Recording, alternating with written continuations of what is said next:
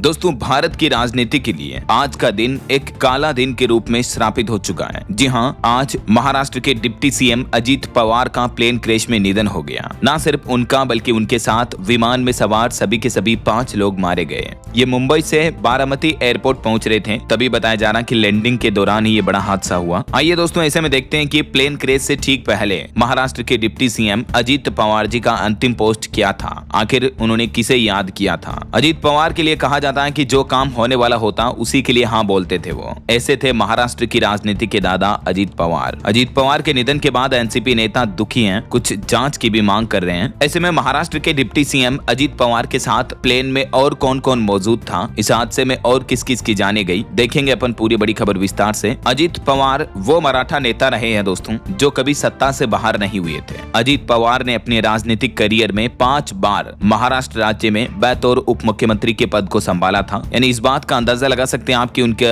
राजनीति में कितनी अच्छी पकड़ थी, लोग जनता उन्हें कितना अच्छा चाहती थी। लेकिन आज अजीत पवार की बारामती एयरपोर्ट पर आपातकालीन लैंडिंग के दौरान विमान दुर्घटना में मृत्यु हो गई। 2019 में अजीत पवार ने पहली बार अपने चाचा शरद पवार के खिलाफ बगावत कर बीजेपी के साथ गठबंधन भी किया था। अजीत पवार का जन्म 22 जुलाई 1959 को महाराष्ट्र के अहमदनगर जिले के देवलाली परवरा गांव में हुआ था। ग्रामीण भारत की सामाजिक और आर्थिक चुनौतियों के बीच वो बड़े हुए हैं। उन्हें किसानों और कृषि समुदाय को प्रभावित करने वाले मुद्दों की प्रत्यक्ष समझ मिली। इन शुरुआती अनुभवों ने उनके क्षेत्रीय विकास के प्रति उनकी प्रतिबद्धता को आकार दिया और राजनीति में उनके भविष्य की नींव रखी। अजीत कुमार की राजनीतिक यात्रा काफी लंबी रही है और महाराष्ट्र की राजनीति में वो काफी बड़ी भूमिकाएं भी निभाए हैं। उनका राजनीतिक सफर इतना स्ट्रॉन्ग, इतना मजबूत था कि आप खुद ही अंदाजा लगा सकते हैं कि कोई व्यक्ति 5 बार उप मुख्यमंत्री के तौर पर कब रह सकता है, जब जनता और राजनीतिक पार्टी सभी के लिए वो जी जान लगाकर मेहनत करते हो तभी, राइट। ऐसे में दोस्तों आज बताया जा रहा है कि एक के बाद एक कई धमाके हुए, फिर भयंकर आग लगी। अजीत पवार प्लेन क्रैश की घटना को देखने वाला चश्मदीद शख्स बताता है कि आखिर ये हादसा पूरा कैसे हुआ।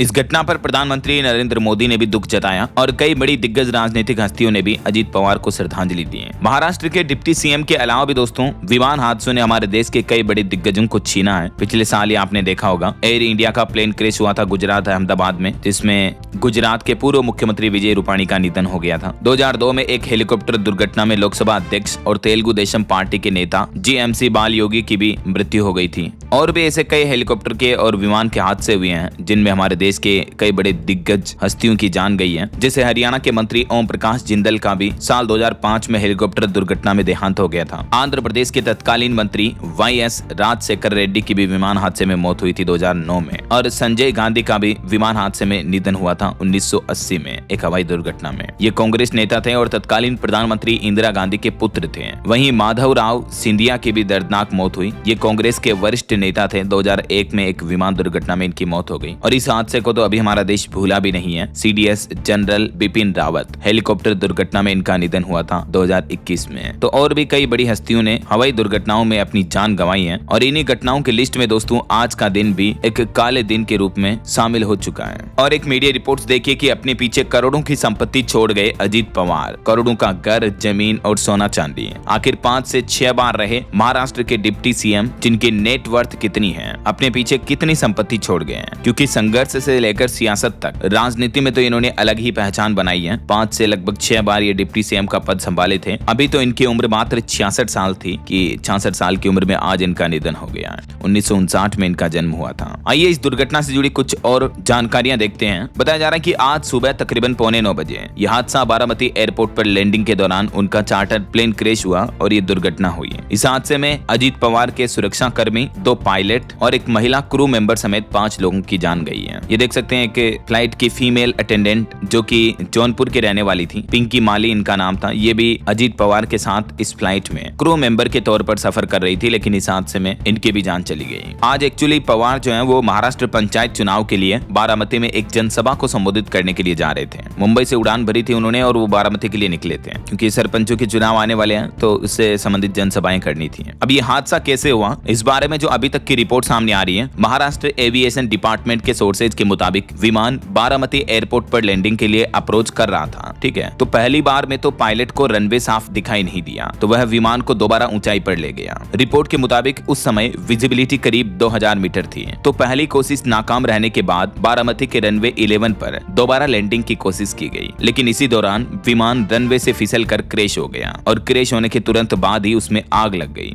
यह भी जानकारी मिली है कि लैंडिंग के दौरान पायलट ने कोई इमरजेंसी सिग्नल नहीं दिया था, उसने मेडे कॉल भी नहीं किया था और घटना के समय बारामती के फ्लाइंग क्लब में कोई विमान उड़ान पर भी नहीं था। तो अभी तक के जो तथ्य आ रहे हैं वो यही है। हादसे की एग्जैक्ट लोकेशन भी आप ये मैप में देख सकते हैं और हादसे से जुड़ी तस्वीरें देखकर आप अंदाजा लगा सकते हैं कि कितना भयंकर और गंभीर हादसा हुआ होगा। ये देख सकते हैं हादसे के बाद प्लेन का इंजन भी क्रैश के बाद टूटकर दूर जा गिरा। अजीत पवार और उनके परिवार में और कौन कौन है? उनके परिवार में उनकी पत्नी सुनेत्रा पवार, 2 उनके बेटे हैं, पार्थ पवार और जय पवार, और शरद पवार उनके चाचा हैं और सुप्रिया सुले उनकी चचेरी बहन है। उनके निधन पर राष्ट्रपति द्रौपदी मुर्मू ने भी श्रद्धांजलि देते हुए कहा कि अजीत पवार का निधन अपूरणीय क्षति है। दोस्तों, उन्होंने सोशल मीडिया पर जो आखिरी एक्स यानी ट्विटर पर पोस्ट किया था वो कैबिनेट के फैसलों के बारे में था। प्लेन क्रैश से ठीक पहले महाराष्ट्र के डिप्टी सीएम अजीत पवार ने अपने अंतिम पोस्ट में क्या कहा, ये देख सकते हैं आप अजीत पवार जी का ट्विटर हैंडल पेज अबाउट में। उन्होंने लिखा है, संकल्प, निष्ठा, कर्म, हाच माझा धर्म, उप मुख्यमंत्री महाराष्ट्र राज्य। 14 घंटे पहले उन्होंने एक सोशल मीडिया पोस्ट की थी जिसमें वो कैबिनेट के फैसलों के बारे में जानकारी देते हैं और कौन कौन से फैसले लिए महाराष्ट्र गवर्नमेंट ने, जिनके बारे में डिटेल से वो लिखते भी हैं।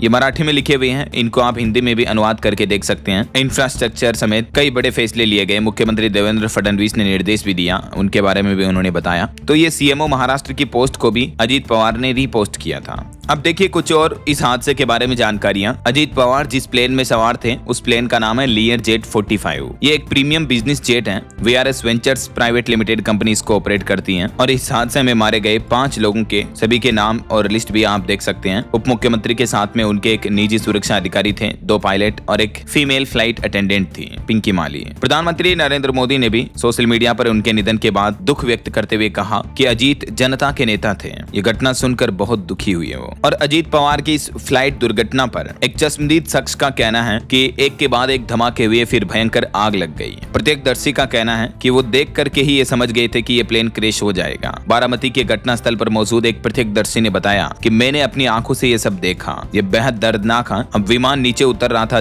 तब ऐसा लग रहा था कि वह दुर्घटनाग्रस्त हो जाएगा और हो ही गया। हम सोच रहे थे कि वह क्रैश हो गया। ट्रैक से 100 मीटर दूर था प्लेन और तभी अचानक से उसमें आग लग गई और क्रैश हो गया। ये लैंडिंग के बहुत करीब था। हादसे के गवाह का कहना है कि हम लोगों को पहले नहीं पता था कि उस प्लेन में अजीत पवार सवार हैं, लेकिन जब पता चला तो पैरों के नीचे जमीन खिसक गई। ये हमारे लिए बेहद दर्दनाक है, मैं इसे शब्दों में बयान नहीं कर सकता। बुरी तरह क्षत विक्षत थे उन लोगों के शव इस हादसे के बाद। ये घटना वाकई में बहुत ही बड़ी दुखदाई है। ईश्वर उनकी आत्मा को शांति दे और उनके परिवार को इस मुश्किल घड़ी में हिम्मत दे, हौसला दे। हम सब की तरफ से भावपूर्ण अश्रुपूरित श्रद्धांजलि। ओम शांति।